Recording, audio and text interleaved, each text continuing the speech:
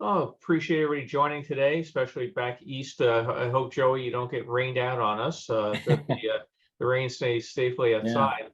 But going up to the top of the New York State Pavilions has been a dream of mine since You okay? 1965 when the fair ended. I've always wanted to go back. So Joey's going to take us through a trip that he and his daughter took up to the top of the towers. And with that, I'll turn it away to you, Joey. Okay, thank you. We're just we're sharing it for you. Hold on. There we go. You should all see that. And the sound, am I coming through okay? Yes, everything's both video and audio is coming through great. That's great. Let me just check the slides. Hold on. Let me see. Where are the slides? Oh, here we go. Okay. Well, thank you all. I appreciate doing the show. Thank you, Jessica, for getting me on, because with computer stuff, I'm useless. But we did make a nice presentation for you, and thanks again for having me on. This was a strange story. It was a strange day. What started out to just be a day in the park, meeting a friend from England who came in. We met our friend Eric McNorton, who I hope is listening to the show. We met him at the Passerelle building, and he lives in Brighton in England. And he came over, this was his second time in New York, and he wanted to see the sites. So we decided to show him the 64, 65 sites, the site of Shea Stadium, and where a few other concerts were done too. And it really was supposed to be, that was it. And we were going to meet a few other people and go on from there. But we ended up, we met Johnny Pirro in the park with a couple of other people. And we did an exploration of the perimeter of the New York State Pavilion, which later ended up being an exploration of the Tent of Tomorrow. So that was just a thrill. So I'm going to take you through exactly what happened to us and how we came to be at the top of the world. So stay with your guide. What passes for stairs in this building, it's a little tricky. So everybody stay together. Oops, sorry about that. And if you have your drinks and your snacks, because it's a long way up and you're going to get very tired, go with the girls and we'll start our exploration. Like I said, it was a typical day in the park. Aren't my two girls beautiful in this shot, along with the Unisphere? And there we go. We didn't really expect anything until we got closer and closer to the pavilion. And Eric McNorton wanted to see the Unisphere. And we were trying to map out, I had brought a map with me, and we were trying to map out exactly where we were. And he was really having a great time. And he pointed over to that big building that he knew from Men in Black, and wondered, what's the deal with that building? Is there a restaurant up there? Does it revolve? These are all the questions that everyone asks. And we told them the history, and we decided to go take a look over there. There's Eric. And this is truly an Englishman in New York. I mean, he was dressed to the hilt. And again, at this point, we had no idea where the day was going to take us. When we got closer, we noticed that there was work being done on the building. Reconstruction was going to start very soon. Remember, this is right before COVID hit. So it's funny because to me, it feels like it was yesterday, but it's been quite a while now. So, and that's what they had put up to tell you that the the renovations were about to begin. That's the interior, the debris field, which there was a lot of debris this time, and I've walked in here many times, and probably from maybe the pre-renovations up on top, somebody was throwing stuff down because there was a lot of debris to be looked at and to be collected. That's the main thing. You know, in the future, this is all going to be cleaned up, and you'll never have the chance again to see some of the stuff laying on the ground. I'm sure it's all going to be cleaned up and trashed, as many of it, most of the stuff that they renovated is gone now, including the staircase. So we decided to explore the tent of tomorrow, and there's the old escalator, or actually the escalaire, as it's called. And it's always good to climb that. And I've been climbing that thing since 1970. And it's been in various states of decay since then. And though in those days, the tent was still up. So there's the story of my dad and I spending a little too long in the park, because nobody went to the park in those days. It was pretty much vacant. You didn't see soccer games, and you didn't see sports events the way you do today. And my dad and I spent a little time, and it was getting dark. It was about almost like 9:30 at night. And I stood under there and looked at the tent in the dark, and I was really afraid. So I kind of looked down, and he said, "No, Joseph, look up." And you can hear things banging up there. But the tent was intact, and I saw it at night, and I'll never forget it. Again, another view of the debris field and the other side of the promenade. Okay, then we're walking up one of the staircases, which is pretty not in bad condition. There were a few spots that were rough, but that takes you to the promenade, and you can see the paint job that was done. That's Johnny, and Johnny's a dear friend, and we've gotten to be really good friends. And he was responsible for the whole day, basically. And that's us right at the edge of the escalaire, and you can imagine how many people came up this thing.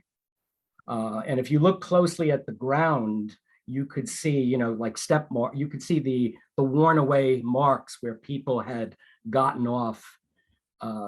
You know, and it's just a great feeling to be in this place. And I think that's what draws everybody back to it. It truly does make you feel good to be in there. Yeah, and that's my wife, Diane, Eric from England, Johnny, and doing a nice fisheye lens shot, and one of the lollipop speakers, I guess, or not sure if it's a speaker or light. I think it's a speaker. And that's us again. All these trips inside the fair building was illegal at that time, wasn't it? No, not really. Not when it was open. Not this thing. Open, anybody could have walked in? Yeah, this thing remained open for many years. That's how you get a lot of great photographs in there, because people were able to walk in and out. Even in the 80s, parts of it were open. That's me and Eric really is smiling, but he has no idea where he's going after this. And he had reminded me it looked a lot like a monument that they have in England as well. Very futuristic monument. I can't think of what it was right now. And that's the whole group. It was very windy up there, down on the ground. And this was kind of the last hurrah. There's a shot looking down at the escalaire. All the rubber's gone from it. Staircase is still pretty, the treads are pretty well intact.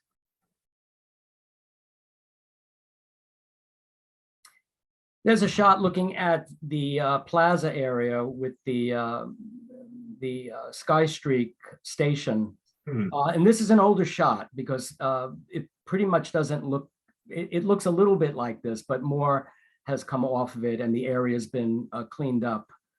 I used to press the button to try to get the sky streak to come down. I did that all throughout the 70s. And my father would sit on the bench right outside, fall asleep, and I would go exploring and come back with like mounds of junk. And as you can see in the very background are the sky streaks. This is the shot from that day. Sky streak's still back there, but they're just completely gutted. We took some pieces off of them. You know, hey, I've got a coil here. I've got a caster. I've got a wheel. You know, hey, you know, if you're going up in the sky streak, you're going to need one of these. But you could pull big pieces off it. And I really wish they had taken it. There we go. Both of them. I mean, it's getting so overgrown in there. You can see how Mother Nature's like reclaiming that area. And so much garbage strewn about. You can see the newspapers. But I really wish they had taken one. How hard would it have been to take one and just set it up over at the Queen's Museum, even if it was incomplete? Yeah, this thing is huge. Okay, it looks very small when you're on the ground, but it's pretty big. And you know, pieces are coming off of it. You can peel away the pieces like an orange, and you can look inside, and there's really not much in it anymore. I think Johnny has the control panel, but there's a couple of the wheels and a couple of the coils that we took. And that's a shot, again, another comparison shot from a while back when it was standing up before they just let it sit. They said it lay down and rot. And we had taken that little, rectangular piece of glass on there. We had taken that off of it. And I assume it looks like the control panel is still in there. Oh yeah, actually you can see it hanging down, but that's all gone now. That's another view from the other side. Mold is growing all over this thing. There's poison ivy in there. You just have to watch where you're walking. Eric was fascinated with it. I mean, he really was. We took so many pictures, and Johnny had comparison photos to show him. And that's what they look like on the other side. Really quite a shame because they had lights in them, you know, and that's all gone. And that's Johnny showing Eric actually the sky streak in motion. And he was really fascinated. He had no idea that they looked so brand new, and they were, you know, just going up and down the towers. These are the outside the perimeter of the State Pavilion. These are the jacks that are still in the ground, and these are the jacks that lifted the ring up to the top. And so they're at a certain feet away from each other, and they hooked the giant ring and jacked it up to the top, and then laid it on the top of it. And this is what's remaining of that. And even in this area, you got to be really very careful because there's a lot of junk in there. Yeah, more of the sky streak, and with the wheels still intact until we found a way to liberate them. More remnants of the mold cast lamps, the 500-watt mold cast lamps, and one of the blue globes, cobalt globes. That's the one I have. And these things once upon a time could be found around the perimeter. I think you all saw my post about the swinging. I called it every swinging mold cast because it was up on top, and I waited years for that thing to fall down. And it finally did, and it landed like in soft mud. And then I had to wait till I could dig it out, and I grabbed that one, and that one was fully intact. I think it's the one with the lens still intact. And we joke around because inside that lens, the intact lens, it's still the 1960s.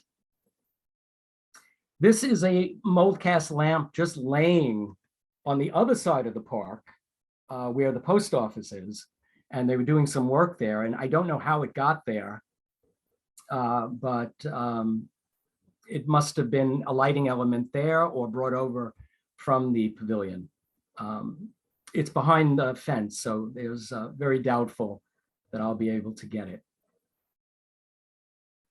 More of the sky streaks from a little bit up top. Now we're walking, well, we'll get to that. You can see the plaza area still is not painted. It's rusting away, and most of the mold cast lamps are under that first bit of yellow iron. And there we are, we're getting set, and this is the pit. We call it the pit, and inside that pit is anything that anyone's ever thrown in there, in the park. There's all sorts of garbage down there. I myself threw a twig down there when I was a kid to see if it was still there when I got back. But there's all sorts of stuff there. And along with us is a friend who might be listening, Bob Fine, who's also an urban explorer. There's Eric, Johnny, and my wife, Diane. There's Eric looking into the pit, and Robert and Diane looking at the sky streaks. Those are Eric's $200 Italian shoes that he had no idea were going to be walking up some rotting stairs, but he was all set. The roll around sticker, yeah, this was from a while back, but it's still, the sticker isn't there, but the pole is still there, and that's a remnant of the roll around, which was the big skating. In fact, this show is dedicated to my good friend, Charlie Abar, who the top of the pavilion was basically his office. And he changed the light bulbs, and he did so much there. He joined us a few minutes ago, Joey, so he's oh, fantastic, fantastic. Yeah, we talked last night for about 2 hours. So yeah, I hope that's a surprise for Charlie. So that's looking into the pit. And yeah, it's pretty much where I believe where the sky streak was before they dug it out. And it's full of water, it's flooded, it's full of dead pigeons, and any other horror you want to think of is in there. But it was fascinating to look at it, and you can see how everything is so sculpted though. And we'll get a little bit more into how seamless the cement and the concrete is as we go higher. Yep, that's more garbage in the pit. And actually you could, there is an entrance that goes down into the motor room. That was closed off. Everything about the place right now is closed. So they're doing renovations, so there's no way in. But that room too, the elevator room in the basement, that was all flooded at one time. I don't know if it is anymore. Yeah, that's a nice shot of all of us looking into the pit.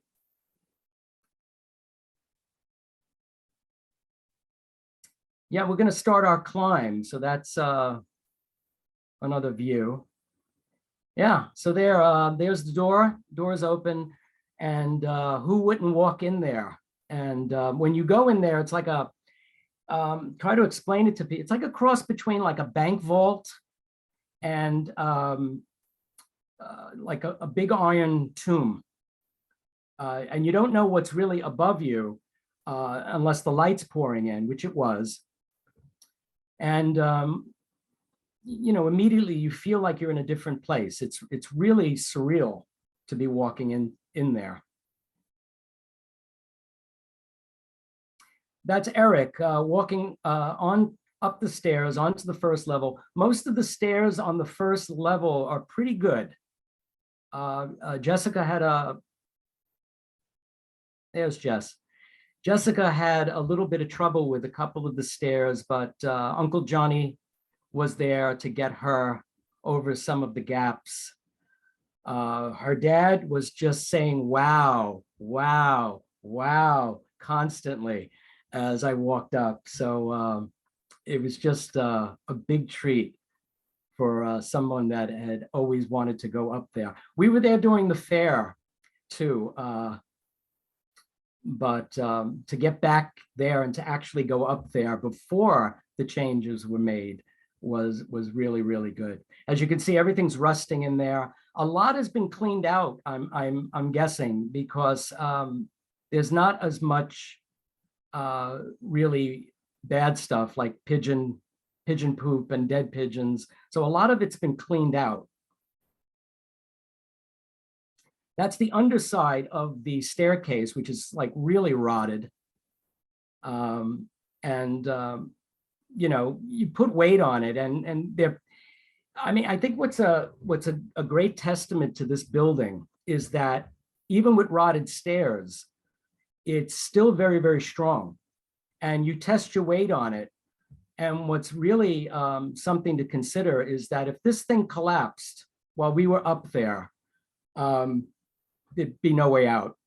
So, you know, the whole fact that you're trusting stairs that have been rotting away for like, what, 60 years now, is testament to how well this building was built. Yeah, that's heading up to the VIP level. There's Jess looking up. Johnny's leading the way. I think a lot of the graffiti has been taken down too. View from one of the portholes, you know, one of the little spaces in between, and looking out, and you can see us getting higher. You can see the sky streak, see all the garbage. Eric's having a great, great time. And I was so happy for him. Yeah, that's Eric heading up and looking down. That's me above him. And most of the stairs are still pretty well intact. And I think these are the same stairs that the two guys in the movie To the Fair are running up. And it's also the same column that I think was in the McCloud episode where Bradford Dillman gets like trapped in there. That is the, I'm not sure what that is. That's, oh yeah, that's higher up, I'm believing. Yeah, that's higher up. It's probably another elevator signal or elevator buttons. And that's an old electrical, whatever was in there. There's wires coming out of every nook and cranny when you get that high. Again, there's Jess heading up. As you can see, it's a little like the Statue of Liberty, except it's not a spiral staircase, and you never know when you're going to get to the entrance, the exit out, you know, to the level. But we were just taking our time. We loved being in there. Didn't smell. There was no smell in there. Again, looking out one of the spaces at the tent. Imagine how beautiful that would have looked with the tent up. Another dizzying view from up top before we reach the VIP level. Yeah, that's someplace you don't want to take a dive from. Again, another view of the sky streaks from the portal. Yeah, that's a shot, a great shot. We use that a lot. And this is the shot that my wife had said, if you're climbing up the New York State Pavilion, it might be a better idea to start pulling stuff off when you're heading back down, not heading up. So we found a piece of the iron railing. And Jess has a nervous fear of heights. So we got to give her a lot of credit. And that's just about our exit out, and looking down on the escalator where we were, and the promenade. Another view. And remember, it's quiet in there, completely quiet except for our voices, but you can't hear anything. You can't hear the outside. You're trapped like in a tube. Another dizzying view. You don't fight with anybody in there or fool around because it's a long way down. This is on the way up. These, you saw these every so often, and there were things attached to the wall. There were little measurements that I guess the Parks Department or the city had put in, I guess, to measure how the building was doing, how maybe it was leaning or if there was any movement. And they're very old. Some of them are very old. Some of them were falling apart. So we took one. That's another view. Yeah, another view right before we get out.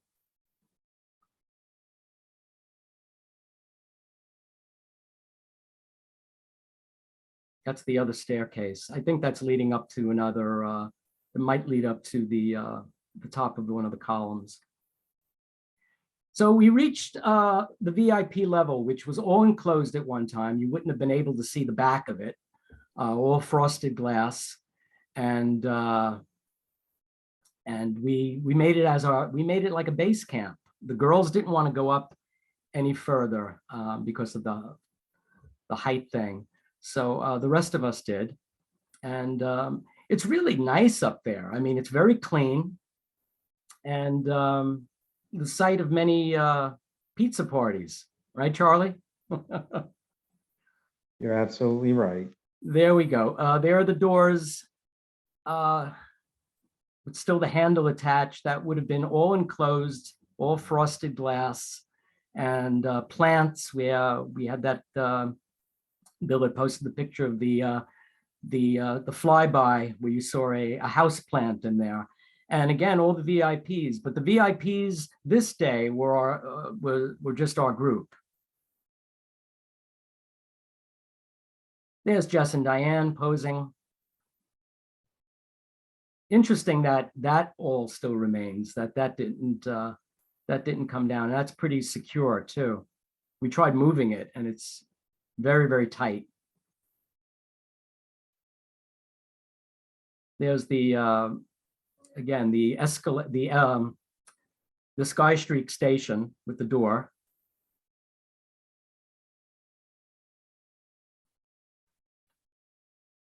Yeah, just long since gone controls and electrical that people had written stuff on and people had pulled off.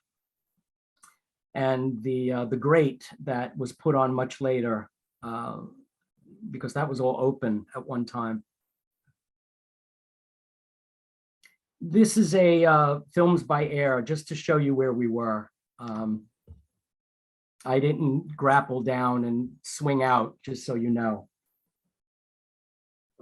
But it's interesting that, you know, the roof is gone. The top part is gone. The underside are all gone. That all came down in the 90s. They had to take all that down. But very interesting perspective, especially the VIP level. There's a closer shot. There's the controls in the center. One day this will all be painted and it'll look a lot nicer. That's Bob's girl, Linda, taking pictures. She was sort of the expedition's official photographer, and yeah, she was taking a lot of great shots for us. Right about now, I believe this is still the VIP level. Yes, it's still the VIP level. Right about now, you started to hear what sounded like the iron kind of making sound. You can hear the wind blowing through it. You can hear like sort of a low-pitched hum. There's Jess, content to stay on the VIP level. And of course, Jess is a very important person anywhere she goes. Another ripped out control panel and wires sticking out everywhere. And the wood is like ancient. Yeah, this is a nice shot that we took that kind of shows the whole panoramic shot. There's the theater below.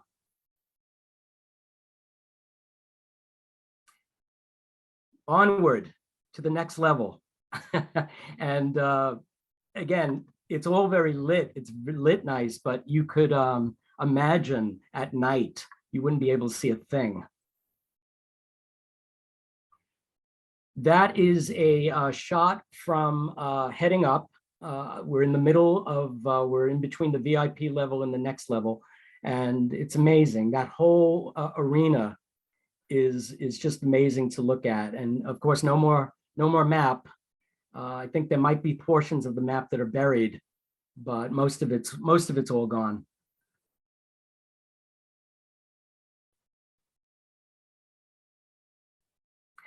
That's Bob up on top level. This is a little before. We'll take it to the next shot. Yeah, there's Bob again. Let's see if we get, I'm not sure what the next shot is. Okay, yeah, the staircase that leads to the top level is pretty much gone. It doesn't have any stairs on it. And when we were there, it's the remnants of what was there before they ripped it all out. Now there's a new staircase. But the way to get up there is to shimmy up the wrought iron banister that goes up. The very top has no roof. There we go. So there's no way to look. I mean, if you're scared of looking down, looking up isn't a bargain either, because it's you know, you'll see low flying planes and everything. But there's Eric up on top. I'm not sure if this is the I think this is the top level. Okay, we're probably at the top level already. And that's Eric. View of New York City in the background, Port Authority building. And looking down on the ring, you can see how that was jacked up. If you look at one of the columns, well, two of the columns actually, you'll see some of the mold cast lamps still up there. And there was a whole staircase that led up to that. Looking out onto the Unisphere and that strange building they built, which totally kills the eye line of the Unisphere. Again, another what we call an abomination to the park. Some will call it progress, others will call it the interesting architecture, but it really does take the eye line away from that nice little space that the United States Pavilion had. Yeah, and this is up on top. Yeah, so we had passed the next level. And there we go. That's what the stairs looked like. Like I said, most of the stairs are missing from it. And you can get up there by just, you know, basically shimmying up to the next level. It's very clean. Someone was up there, they cleaned it, because it usually isn't that clean. We did see pieces of concrete, great cracks in the building up on top, pieces of concrete we could have pushed, you know, taken out. But, you know, it just shows you that up on top, it's cracking a little bit more each day. And sometimes the pieces do fall to the ground. There's an electrical conduit. There's the stairs, as you can see, no stairs really in it, maybe one's left. And two left on top. I mean, think of all the shots of all the people that were, that one great shot of these women descending and they're windswept. You know, the wind was just blowing. And up on top now, we're hearing more of the humming, more of the metal, the iron groaning, things shifting back and forth. Not us though, the just stuff that's hanging. There is the Sky Streak Station.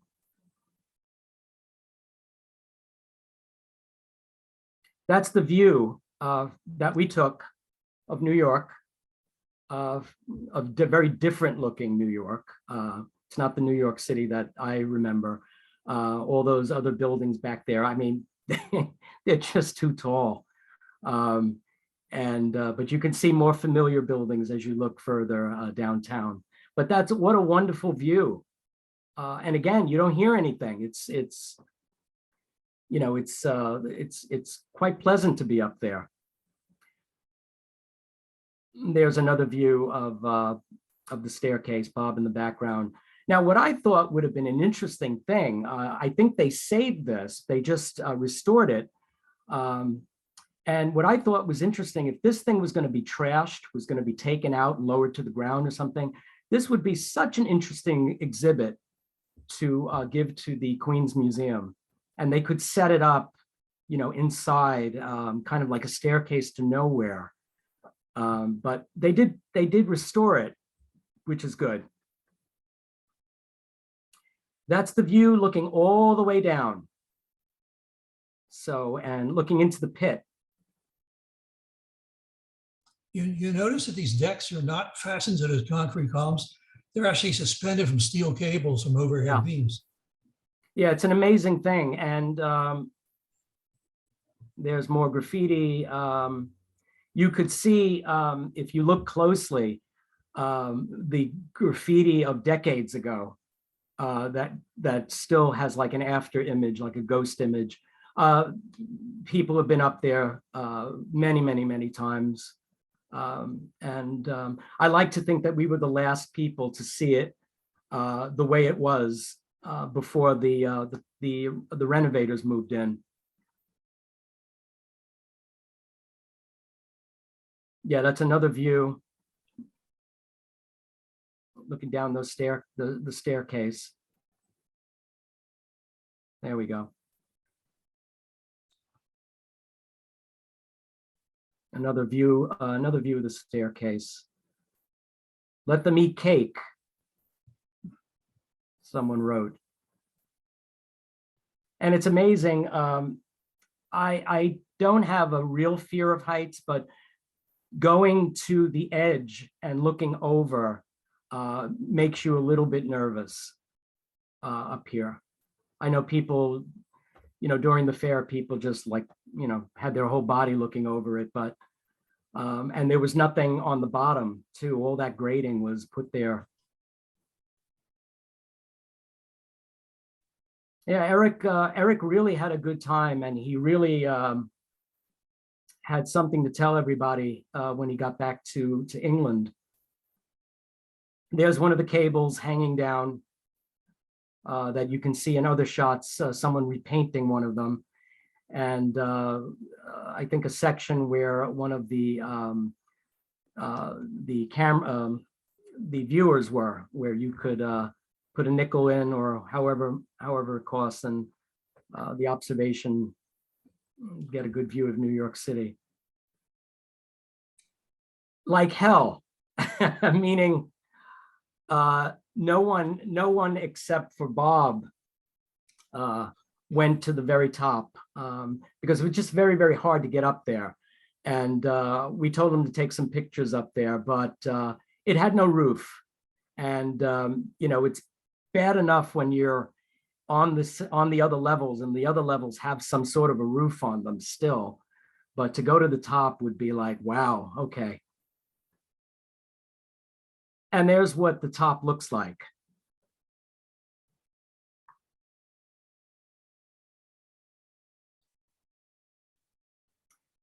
This is an interesting one because there's more decades old graffiti, and the iron, and you can see some of the concrete that is pulled away. You can even see some of the rebar underneath it. This is decades and decades of rain, even when it had a roof, and the rain would blow in. This is a little bit blurry, but it shows you an outlet. I wonder if we plugged it in, if we would be able to get anything, and some circuit breakers.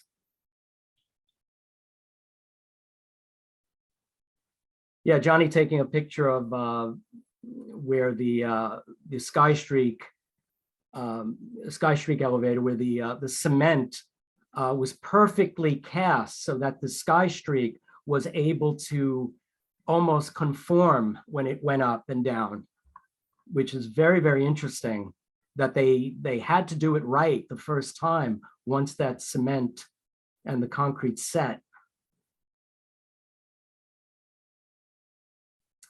Yeah, that's Eric wondering what's happening in London right now. And one of the big cables, as you can see, holding up the plates and the traffic beneath. Yeah, Joey, that metal pole in the box there that had the audio device where you'd put the money in and Yeah, hold the phone up, and they would give you a guided taped narration of what you're looking at. yeah. Yeah, we took a look at that, and it had there was nothing written on it or anything like that. It was just the remnants of it, and that was pretty secure too. We knew that the renovators were coming in soon. I mean, they were going to come in within the next, I'm not sure if it was a couple of weeks later. So anything that we saw that that was loose, we figured we might as well try to take, because it was all going to be thrown away anyway. That's the mysterious wine bottle. So someone had a wine and cheese party up there. We never fully got the real story on that. That's Linda trying to shimmy up to the top level to put her camera up and take a few pictures. Johnny and Bob already halfway up there.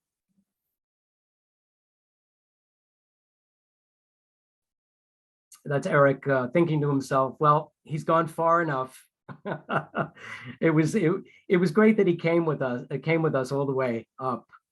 And occasionally I'd yell down the Sky Streak pit to Jess and Diane, who were waiting on the VIP level. Yeah, it's an amazing thing, because by all accounts, this whole portion of stairs should be falling down, and it did move. It does move, but it's still strong, very, very strong. That's a nice view of many classic views from the fair.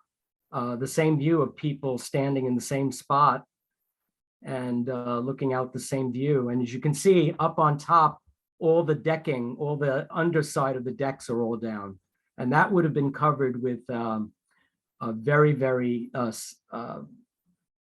smelly material that my dad used to say was like asbestos, because pieces of it would fall and I'd find them and like wonder what it is and smell it. And he would say, hey, listen, that might be asbestos, long before anybody said anything about asbestos. So we don't know, but all that had to come down. We call this one A Man in His Pavilion. Johnny has a great love for this building, as do everybody that works to make this building, secure this building, or to paint this building, and keep everybody up to date on this building. And I love that shot. Oh. Weren't you afraid of putting more than one person at a time on the steps in case it was to fall? What's that? In that corroded stairwell. Yeah.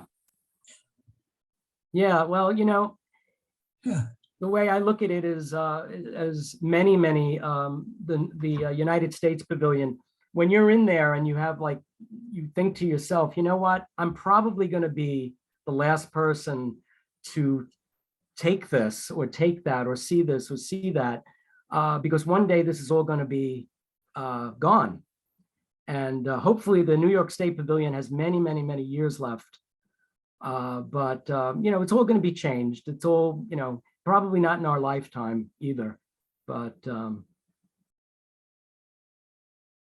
that's the other side, the Sky Street pit. And that's where you can really see how the cement conforms, the concrete conforms to the shape of the capsule. Yeah, there's pipes everywhere, and you can see the infrastructure of the plumbing and the where water drained. And it was pretty dry up there that day. And all that eventually will be, I guess, painted when they start to renovate the actual decking. Many elevators have a counterweight. Was there a counterweight apparatus? The counterweight was in the basement, and I think it's gone. Yeah, it was a huge counterweight, and all that stuff's gone, I believe, because I did see the counterweight in the down in the basement level when I went in there one time, and you could see pictures of it, and I think that's all gone. They took a lot of that out of there. I think when they took the Sky Streak out. Yeah, when they removed the Sky Streak, they just cut the cables of the counterweight and let it crash to the basement. I'm not sure. If we have a question and answer session, others will be able to tell you how they got that down. I don't know if they lowered it. They probably lowered it. I don't think they would have, because they're still in somewhat really a capsule shape. So I don't know if it crashed to the ground. It was put up that halfway so that nobody would go in it, and the other one was parked in the basement for the reasons that they didn't want any kids going in there. These are gigantic. You'll never see any bigger nuts and bolts except in a in a Burt Gordon movie, The Amazing Colossal Man or something. These are gigantic nuts and bolts that are fastening the sections together, and the stairway is right next to that, and still in pretty good shape. It's a lot of it's coming apart in various places, but you could still stand on it. And that, my friends, is the big light that's at the top. And somebody actually had to go in there and change that airplane light, which would glow red. And that's what it looks like heading up to it. And there's those gigantic nuts and bolts. You can see it from this angle. And I think now somebody has to grapple to get up there on a rope. I'm not sure if they still do that. I haven't seen it lit lately, but that's what it looks like. And you're all the way at the top at this point.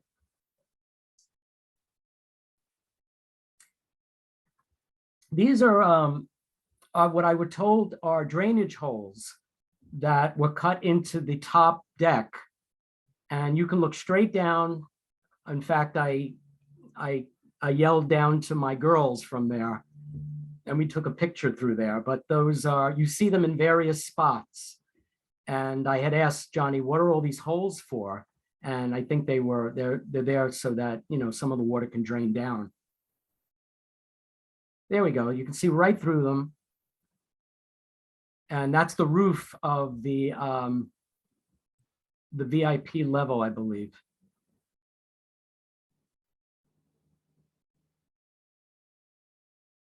Yeah, that's looking straight down. In a minute, you'll see my girls down there waiting for us to return. There they are. There's Eric and Diane and Jess looking down on them. And what's very interesting too, which I found amazing, there's, again, not a lot of sound, and sometimes the sound disperses depending on where you are. Excuse me. But I was able to actually whisper their name, and they looked up. So because you're in like a tube and the sound has nowhere else to go, they were able to hear me just fine. That's one of the remnants we took that day. A piece of the staircase going down one of the electrical. There's another one. I think that's actually, that was, I think, part of the railing that we took. Yeah, that's on the second deck, the interior. And once again, words of wisdom, you know, if you're going to take things, take it on the way down, not on the way up. But I was like a kid in a candy store, they can tell you. That's another, I believe we had this shot, but that's another view of the ruined sky streak, like a dead animal is just laying there. And there were bees in there. It was all sorts of things flying out. And a sky streak, if you want to operate, you're going to need these. There were tons of these things. Those were the cushioning coils, so that you'd have a nice ride to the top. And that shows you some of the coils on the other side of this thing. There was no graphics. There's nothing. There's no signage. There's nothing to tell you. You know, even when you look at like metal with things stamped on it, there's really nothing to tell you. You know, there's serial numbers, this and that, but nothing that would tell you anything if you were looking at it out of that context. Yeah, it's an amazing thing. I mean, look at all that iron. I mean, this thing had to be oiled. This thing had to be checked so that it didn't make noise, so that it gave you a nice, smooth ride. Close up of one of the coils. That's a, well, one of the surprises that Johnny had in store for me is when we were all done, we all came down. He had a piece of the staircase for me that had come off, and that's a piece of it, which we have it in storage right now. But for a long time, instead of a welcome mat at our house, we had that out. That's the underside, which is you know, a lot worse than the other side, but you can see the paint scheme. That's me standing on it. And that was a really big surprise. I wasn't expecting that. I knew he had something, but I didn't expect it to be one of the stairs. And that is a piece that I had sent Johnny a photo from one of the movies my dad was in.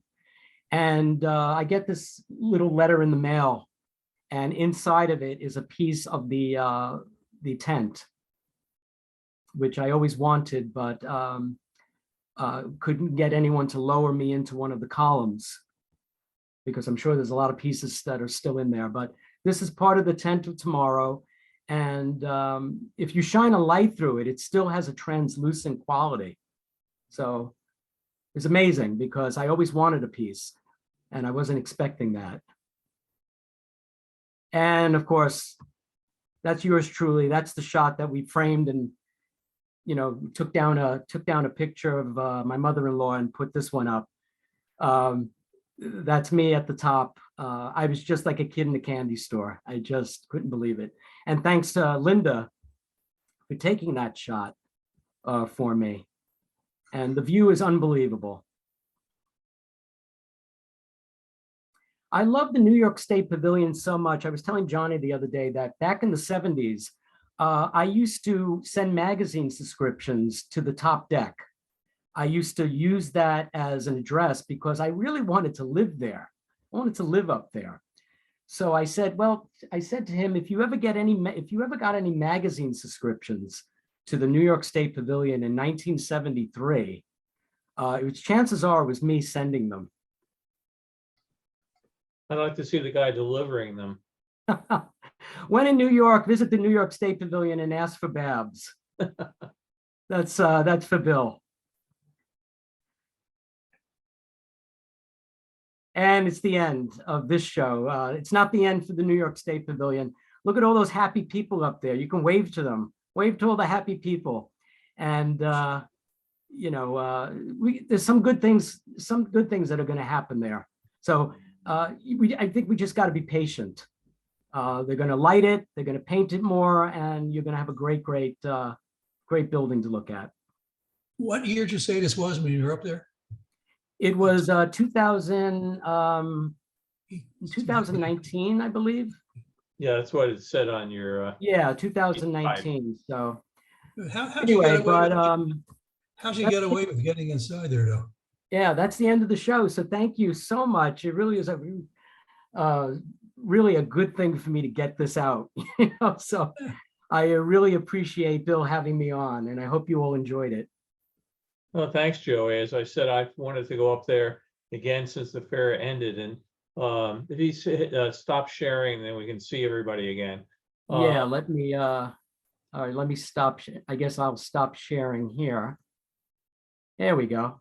Yeah, I went back a number of years ago, and somebody had promised me a trip up, and I happily drove into Queens, waiting, and he finally called and said, "Oh, I slept in. I'm not going to make it." I was upset. I think a number of people were wondering, the door is not always open about it. Johnny had a key, correct? Joey, right?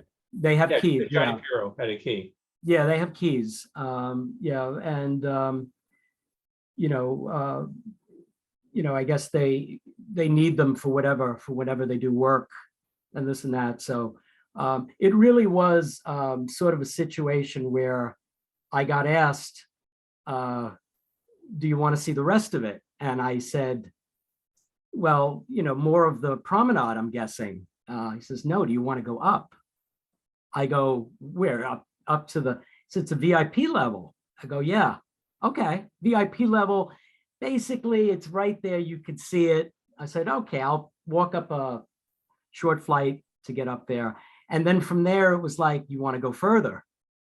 And it was like, we're going to the top, aren't we?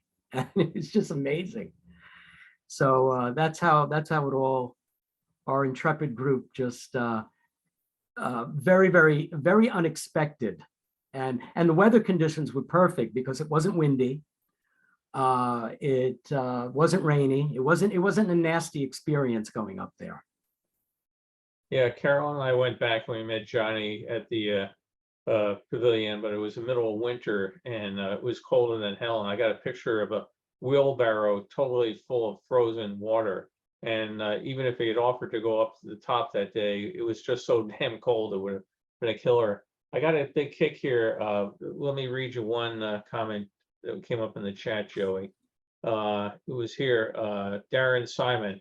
Finally, I see how climbing that rope in gym class may have panned out. Yeah. I think we all had to go through gym class and climb that rope and go up and touch, the thing and come back down. And you're always wondering, when will I ever need to apply this to any situation?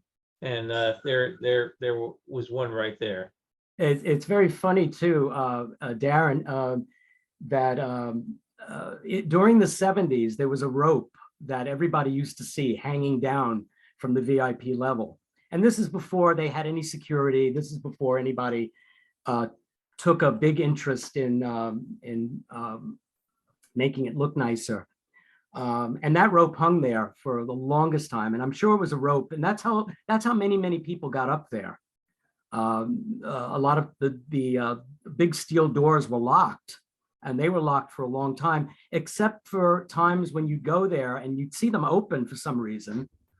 And it was always very tempting to go in there but they were in really, really bad shape. I mean, to walk up there, you'd be walking over dead animals, and you really asked yourself, well, I'm not that much in a hurry to get to see the top, and it was very dark in there. The light just had to be hitting it just right so you could see. But when we went up there, it was all cleaned out. I expected to find it really nasty in there, but it was really clean. So yeah. Yeah, I think they had done a fair amount of work beforehand, because there were, other urban explorers had gone up and they showed treads missing in the stairs and that sort of thing. And they mentioned mounds of dead pigeons and other odds and ends. Yeah, there was someone that had posted a picture. I'm not sure, I guess to your site.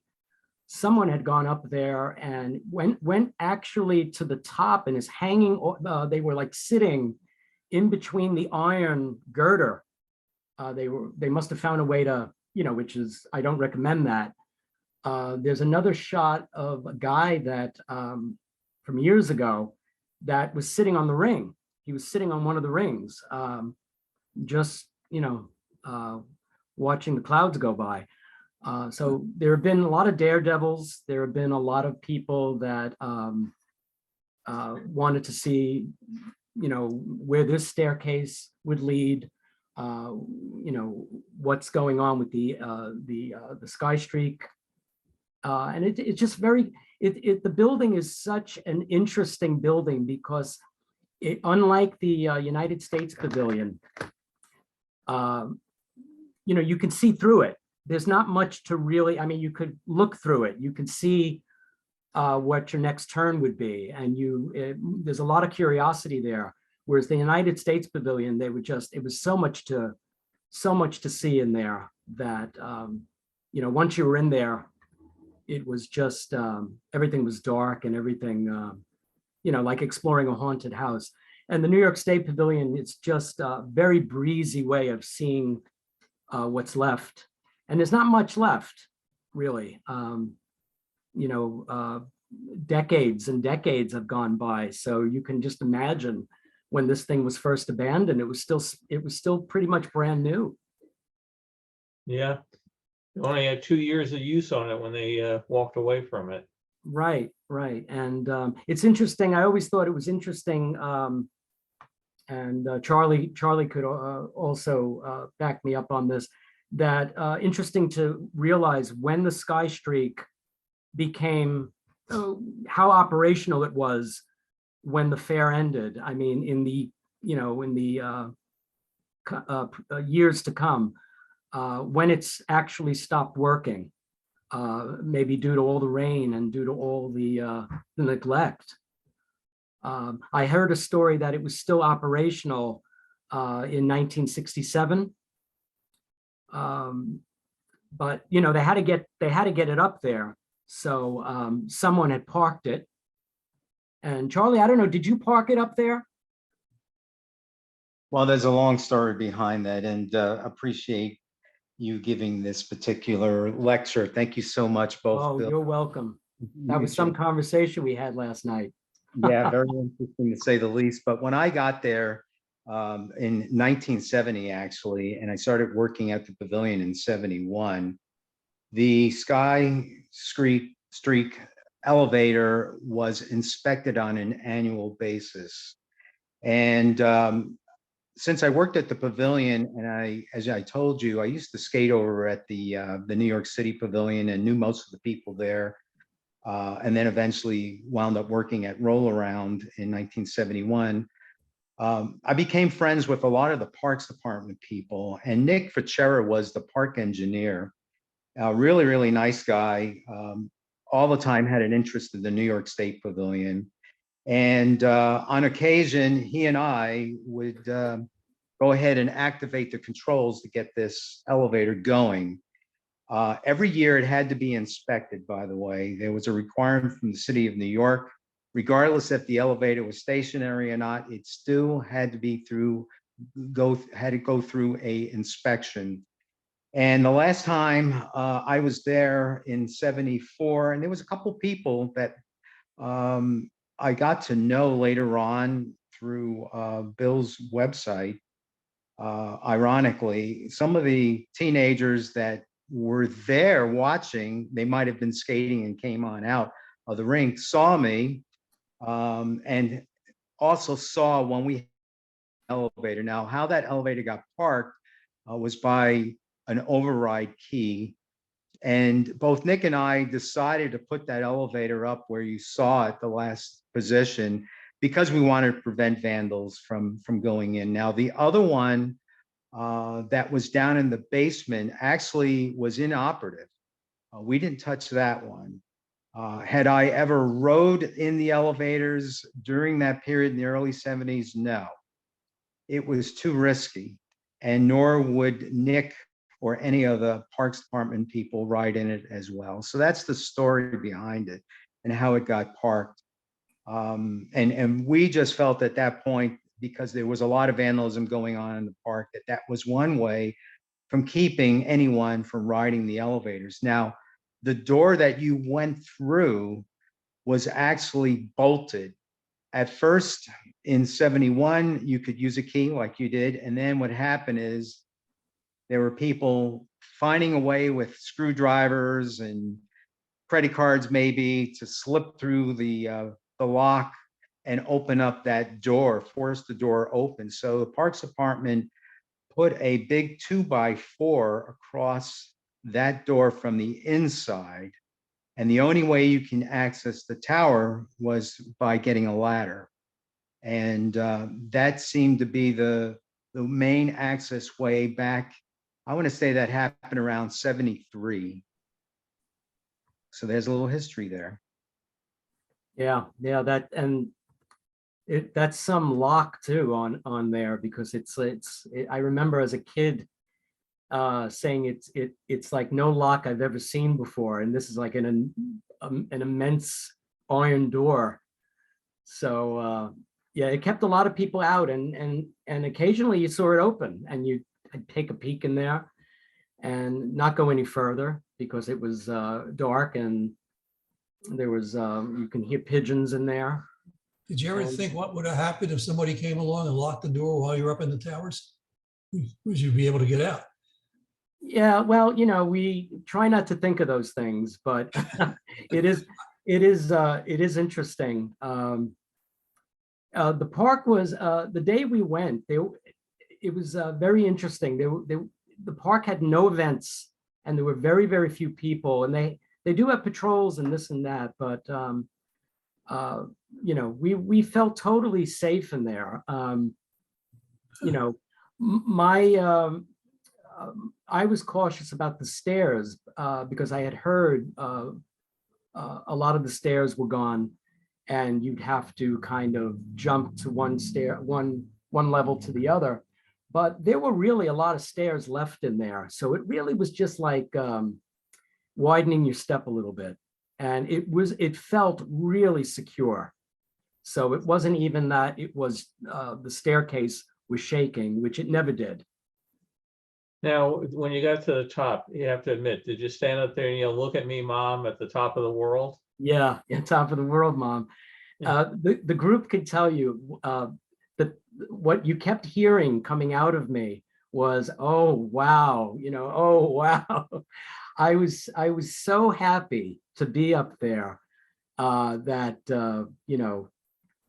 especially in the tower going up.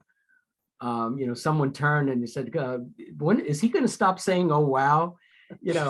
It was just an amazing thing to be up there. And when you get to the top, you're almost hesitant to walk out because you're at the top, you're 226 feet. And, but you tend to think that you're still somewhere near the ground. So, it is, which would answer your question, Irv. It's almost like you sort of think that you're still in a reasonably safe situation, which again it really was, and I'm so glad that we were able to do it, because it's not going to it really is not going to be done anymore. The way now there's scaffolding, everybody gets up, the workmen get up with the scaffolding, and there's I think there's an elevator, like construction elevator. But it's going to be years and years until anyone climbs a new set of stairs. And they tore out most of those stairs. And you can see a lot of them in people that have been there have been showing the construction progress. And yeah, a lot of that, I mean, you can tell all the old yellow iron is taken out, and they're going to replace all that, which is a monumental job. If you think about it, you're in a really tight space too. So, whoever does that job knows what they're doing. But did you say you're in those towers legally or illegally? We were in those towers. You were just in the towers. And here I have a piece here. This is the piece of the tent. I don't know if you can see it, but I am going to shine a flashlight through it because you'll see how it just lights. It does have like a luminescent. I don't know if you can see it. It has a luminescent quality to it. Basically, it picks up the light. It's probably not showing it really the way we want, but there you go. That's probably a piece of fiberglass. Yeah, it's a piece of the material called Kawal, and Kalwal, and it's a company that built the tent of tomorrow. And I don't know if they built the emerald pieces. Were we discussing that, Charlie? Did they do the emerald pieces for the United States Pavilion? Yeah, they did. Yeah. Yeah. Okay. So the same company did all that, and yeah. And as you know, the tent came down because it was just the wind was having its way with it, and pieces were coming down, and pieces were being blown all the way to the highway. So that whole thing came down. I think it came down in 70. When did it come down, Charlie? 76? It came down in 75. It was decided in 74 to get Bob and Chris, the concessionaires, out of there unless they paid to have a new roof put in, which would have been absorbent. And so the premise was the Parks Department had to go ahead and get a company to take that roof down. So it was around, I want to say, late 74, early 75 when it was completely taken apart. Yeah, and it's funny because the pavilion used to be ringed with bushes, these pine bushes. And I remember as a kid, while my dad was like he would be sitting on the bench right outside, and he'd let me go walk all around, or he'd be smoking or sleeping. And I remember looking in the bushes, and I saw so much of this material now that I think about it, but I didn't know what it was, so I never took any of it. I just thought, okay, it's whatever. I thought maybe it was broken glass or something like that. So those bushes probably picked up a lot that were being blown away or blown in the wind and got caught in there. And I'm sure the columns too have, there's got to be a lot of stuff in the columns that nobody goes in. So yeah, just an amazing experience. Yeah, Tom Brooks made an interesting observation. Took less than 2 years to build the pavilion, and it take 40 years to restore it. That's one of the things I've been looking at. Whatever work they've been doing has certainly been taking forever. But I guess building something new, and then as you mentioned, you have to work and take the old stuff out. The working conditions have to be interesting, but it sure has taken a long time for this current project that they're doing. Yeah, it is taking a long time, and I know a lot of people, are, saying those in any post that they see of the work being done, the lighting, and everything else they're doing. But it really is going to take a while to make sure that the parts that are really important, like the safety of the place, is secure. And that's going to take a long time to make sure that it's safe if people do ever go into it, which I don't think is going to happen anytime soon. And I think it's just human nature to say, well, let's put a restaurant up there. I think anyone that sees a round disc, a tower disc, always thinks a restaurant is going to go up there, or there was a restaurant up there, or this or that. And a lot of people, when they talk about that, they're referring to, they're thinking of the heliport where there was a restaurant, but it didn't revolve either. And this didn't revolve. There was no restaurant here. But if I can add, yeah, if you look at, and it's public information, any of the surveys that were done back in 2011, it clearly shows in these surveys by the city of New York that hired a couple of professional firms to assess the Tent Tomorrow and also the towers. And the issue is, no matter how much money they spend, those towers are not going to be up to city code. yeah, And that's because they're considered a building, okay? And they don't meet current standards for both ADA, seismic, as well as wind resistance. It would cost a fortune. They would probably be better off in just tearing them down and rebuilding, especially with $24 million already spent on lights and stairs. right. They would have been better off just tearing it all down, starting from all over and making it friendly. But you know, a lot of the public, and I see all these chats going back and forth, people think they're going to be able to go up there. And there might be some opportunities, maybe Parks Department will have a limited group go up. But as far as open to the public, that's not going to happen because it does not meet code. And it's costing multi-millions of dollars that would make that happen. And that is not in the plan whatsoever. Yeah, and that's what we had discussed that last night. And a big part, not to get too into the politics of it, but the big part of it that Charlie and I have always talked about is the maintenance. This building has to be maintained when it's all completed. Someone's got to maintain it, and it's got to generate revenue. Whatever it is, it's got to generate revenue, or it's going to fall to pieces again. And someone else, a new generation, is just going to forget about it.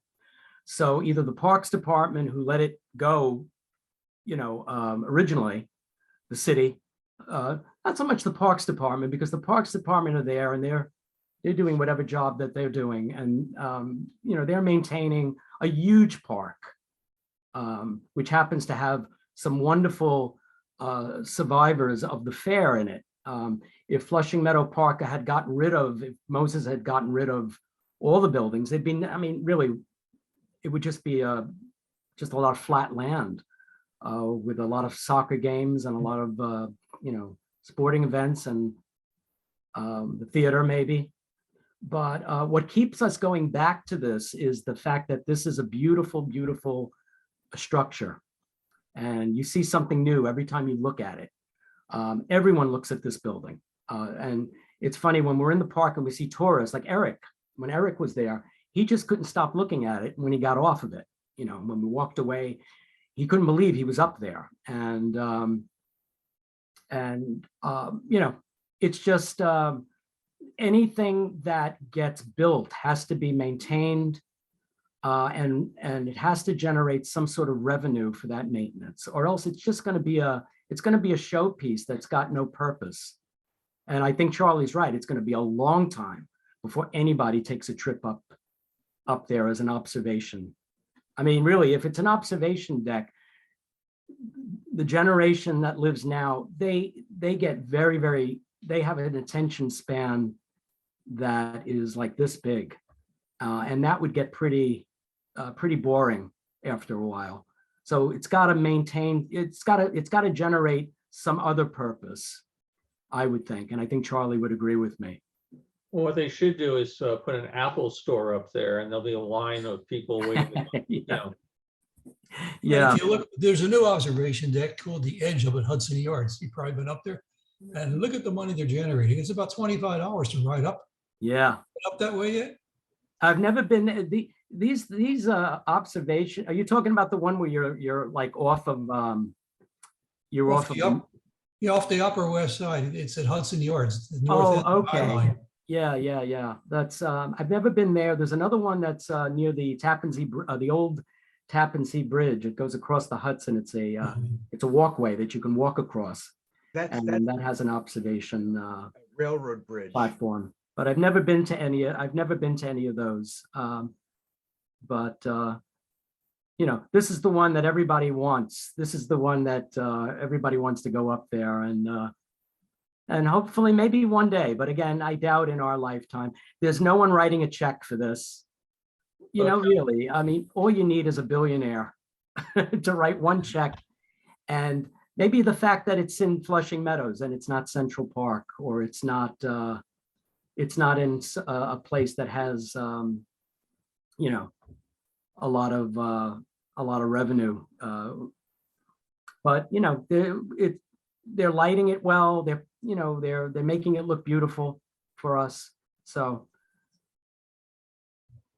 I was in the park once, and there are two German young men, maybe 20, 25, and they were looking at it, and I started to talk to them. They were in New York for just 3 days, and they took an afternoon out to ride out on the 7 line, yeah, which is a fairly long line to get to Flushing Meadows Park.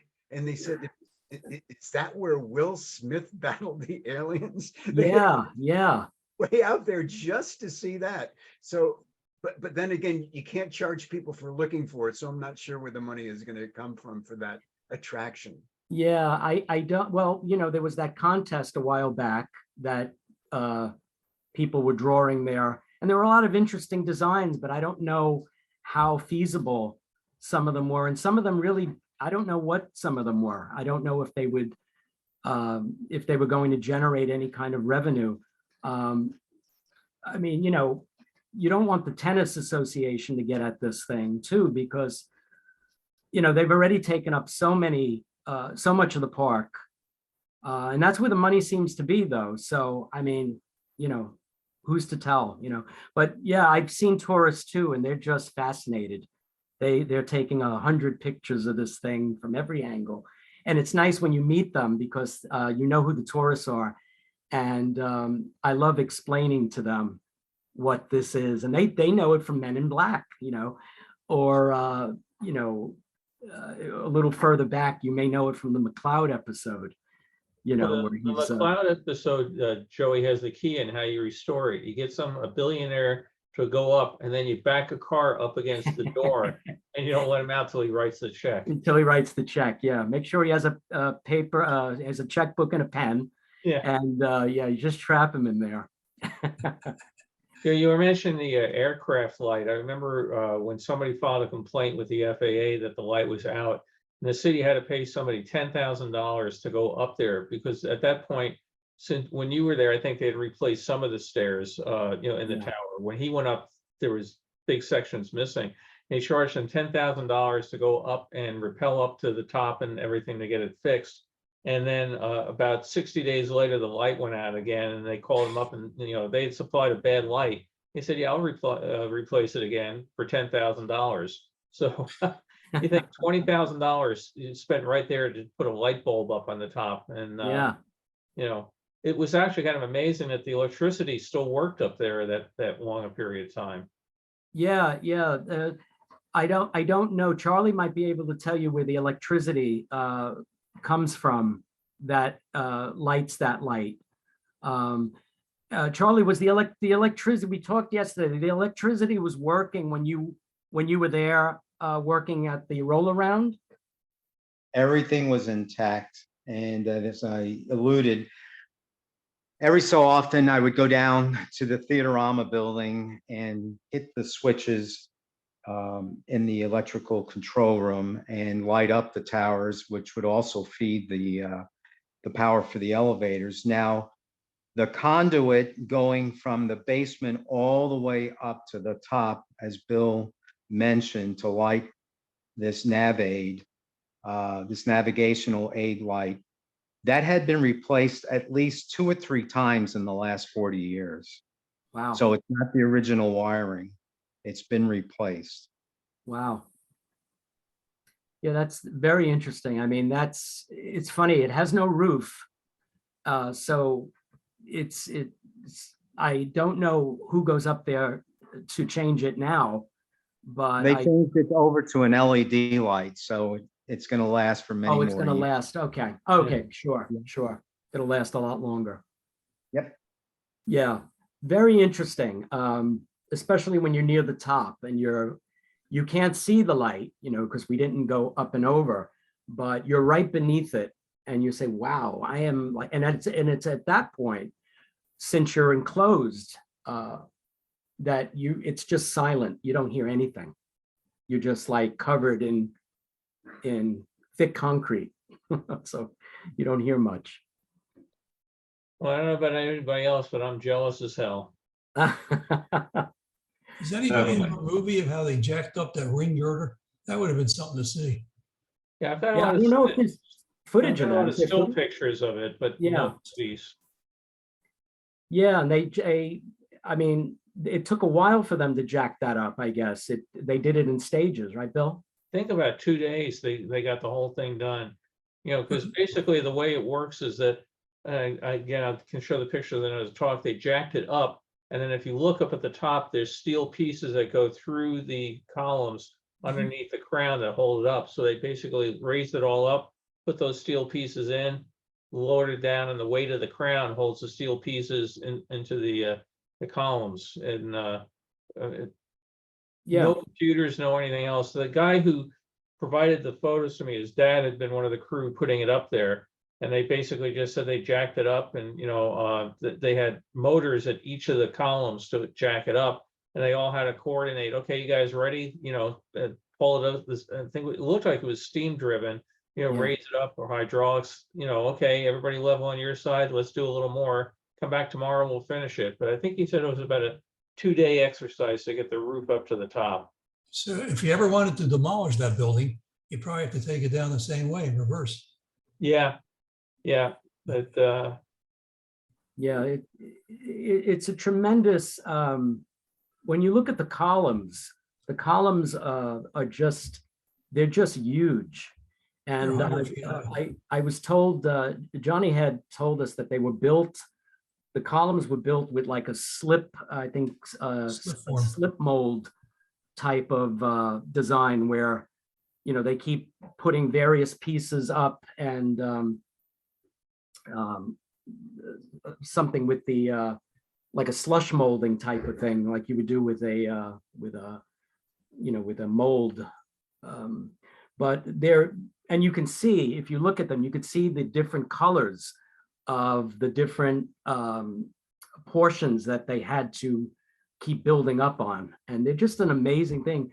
They're cracked, but they're still as strong. And if that ring is lying, as you see in the back of Bill's picture, that ring is lying on a thick piece of concrete then. It's lying, just sitting on those concrete columns. And that, I mean, a tremendous amount of weight on that thing. No, I it's mean, not one has sitting- to, It's not Yeah. on the columns, it's on the I-beams that are projected through Yeah. the columns at the other side of the ring. but one has to kind of wonder why this building hasn't collapsed with the traffic vibrations, why there's not a cordon around this entire building with cement falling off of it from time to time.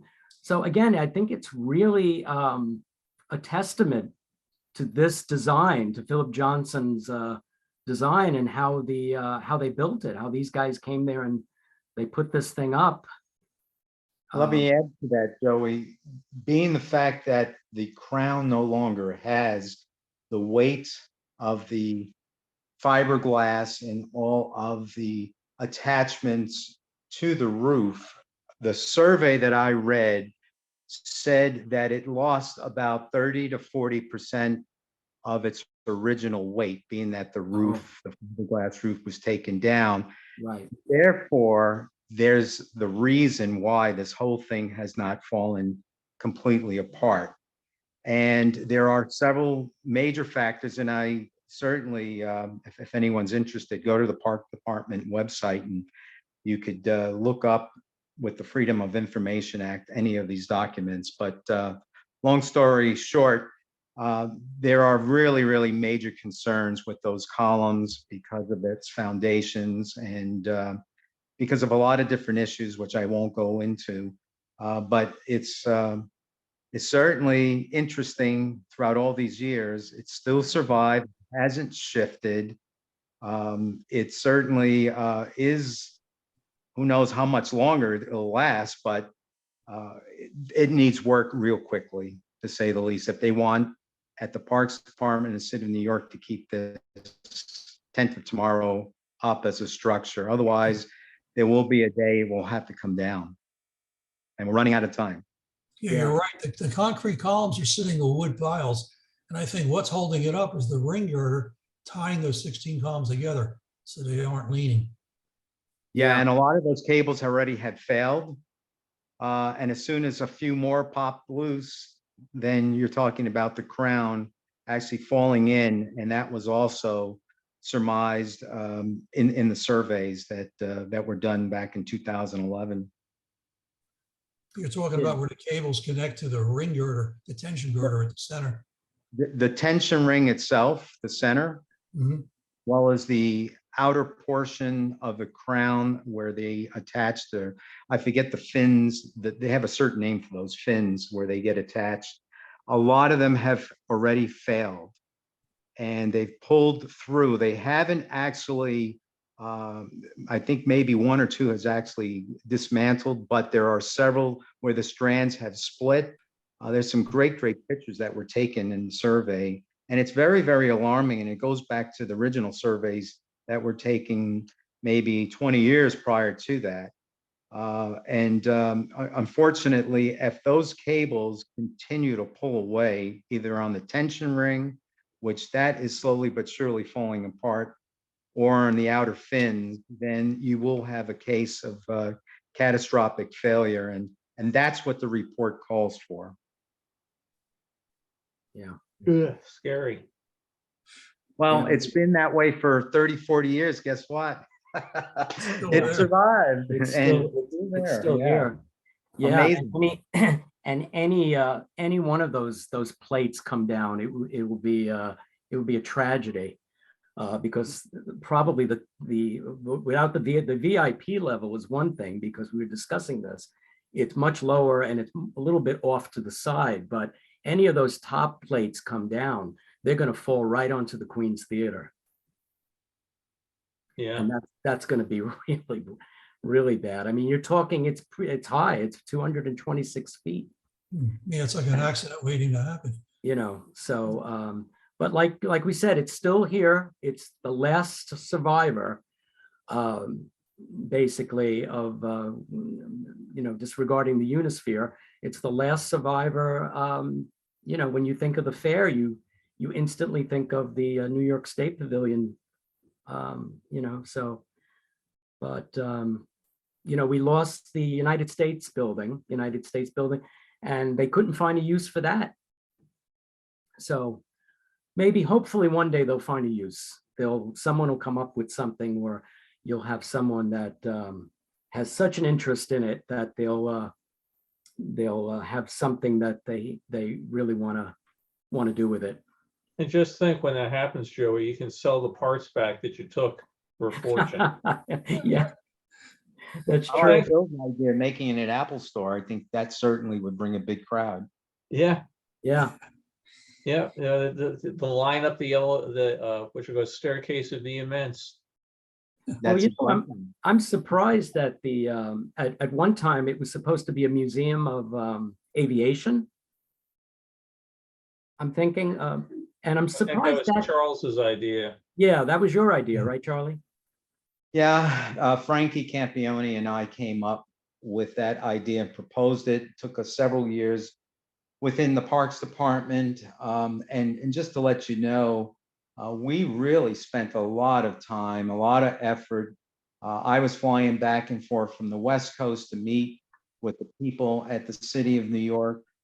And we had some great meetings, but unfortunately, even with limited funding, private funding through the aviation community, they wanted to see basically, hey, we're going to put some money into this. What is the Parks Department going to do for us?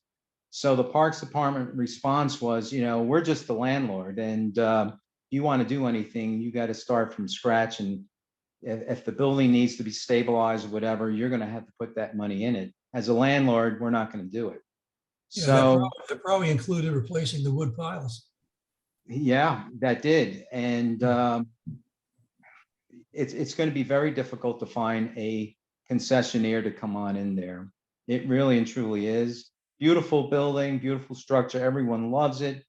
A lot of great ideas have been floated through the years, but nothing ever has been taken place. And as Estelle Cooper, former Parks Department Commissioner for Queens, and I think she's passed, she told Frankie and I that we don't need, in our initial meeting, we don't need to have any more museums or any other venues in our park. That's what she said. But she's yet, gone now. She's gone now, so now you can do it. yeah. Someone's going to do it. I'm not going to do it. I mean, Well, you'd have Joey, I want start to with thank the you for putting foundation. this together. It was a great look. I think we were all vicariously going up those rusty, crickety stairs, and I can commend Jess for having the sense not to go up to the top, and I thank you for having the lack of sense and taking us up there. Thank you, Bill, for having me, and I'm glad everybody enjoyed it. Great. There's some interesting stuff if people look in the chat. Richard Herring posted a link to the Vonnegut film where you can go and take a look at the pavilion and that. So no talk next week. Next Friday is Margot's wedding, and we'll be coming home probably hungover on Saturday, and be back in 2 weeks with some movies, including a vintage view that you'll probably enjoy, Joey, of going out to Coney Island in the 70s. Love it. Astroland. Yeah, love it. Love it. Great.